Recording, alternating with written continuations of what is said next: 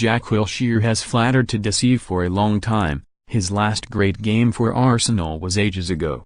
Nobody can really remember Jack Wilshere's last great game. Sure, there was a bit of the old Jack when he scored in Arsenal's 2-2 thriller with Chelsea at the turn of the year, his first Premier League goal since May 2015.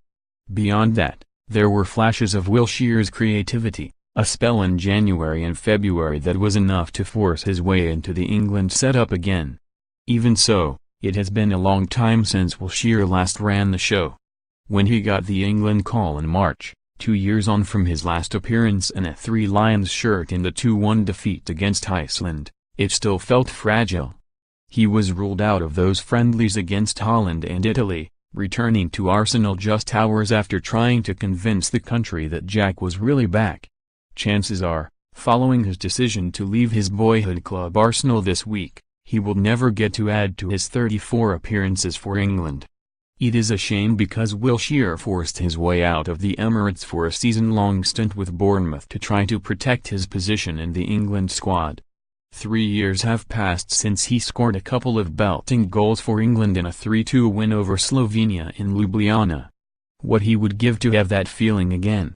That afternoon, when Wilshere scored his first goals in an England shirt, his cheerleaders believed he was on the verge of fulfilling that undoubted talent.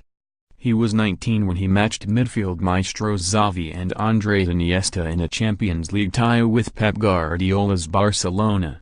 When Guardiola was asked if he wanted to sign the Arsenal star following that dazzling performance, he replied, "Arsene Wenger does not sell his best players."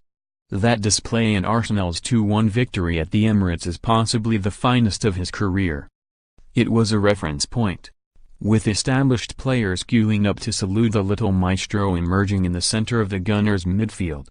Before the friendly with Scotland in 2013, Steven Gerrard predicted he would go on to win 100 caps for England and backed him to become the country's future captain. Instead, frequent injuries and long spells on the sidelines have restricted his career. He made a big impression with England staff, marked out for being one of the politest players around the camp. Wilshere was always respectful, a likable lad in the moneyed world of a highly paid Premier League footballer. He was also popular with other players, but his appearances for England have been fitful and fleeting. Sadly, everything about Wilshere always seems to be in the past. He is trying to look to the future, tearing himself away from Arsenal because his new manager Unai Emery could not promise him a regular spot in the side. At 26, Wilshere needs games. He has been hawked around every club going this summer as he looks to reinvent himself. Wilshere, whatever his ambitions, will not get a bigger or better club than Arsenal. They offered him big bucks to stay, with £100,000 a week on the table rising to £150,000 if Emery got them back into the Champions League. Most players, especially with Wilshere's injury record, would have settled on that. Instead, he will resurrect his career elsewhere, tempting another Premier League club to hand him a big contract with the brief to pull the strings from the center of midfield. It has taken guts to leave Arsenal for good, to walk away from the club that looked after him whenever he faced another spell on the sidelines.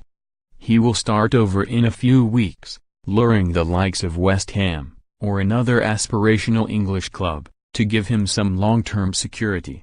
In return, they will need some big games out of him. It is a measure of Daniel Levy's belief in Mauricio Pochettino that he made it clear to Chelsea that he would leave Tottenham before his manager ever does. Chelsea were sniffing around Poch towards the end of last season, making some discreet inquiries about the hottest managerial property in the market as they looked to life beyond Antonio Conte. They were prepared to go through the front door by making an official approach to speak to the Spurs boss, but Levy was having none of it.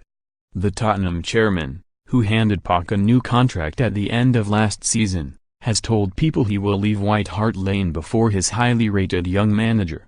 Joe Cole is on the FA's coaching radar after his promotion to assistant manager with Tampa Bay Rowdies. Fellow England old boys Steven Gerrard, who replaced Graham Murdy at Rangers, and new Derby County boss Frank Lampard are already on the FA's fast-track program after being encouraged to complete their coaching badges. Cole, who hit one of the three Lions' greatest World Cup goals with a volley against Sweden in 2006, is being monitored by the national coaching setup. The former Chelsea, West Ham and Liverpool midfielder, 36, has already been to St George's Park to watch various sessions and the FA are keen to tap into his experiences as an England player. Cole undoubtedly has a lot to offer the nation's stars of the future. Harry Kane's dedication to England was epitomized when he insisted on keeping his sweaty shirt from the opening group game against Tunisia. Although it is customary for players to swap with the opposition, the Spurs striker wanted to hold on to his No. 9 jersey after scoring twice in his first game at a World Cup. Although Kane swapped his spare unused jersey, he will treasure his match shirt following his dramatic injury time winner. Steve Coppell, who is scandalously overlooked and unappreciated in English football, will head to India for a third spell this year. It is to this country's shame that he is not working in some capacity, but at least his acumen is recognized by clubs in the Indian Super League. Coppell, 62, is heading out there again after agreeing a contract to coach the former ISL champs, 8DK.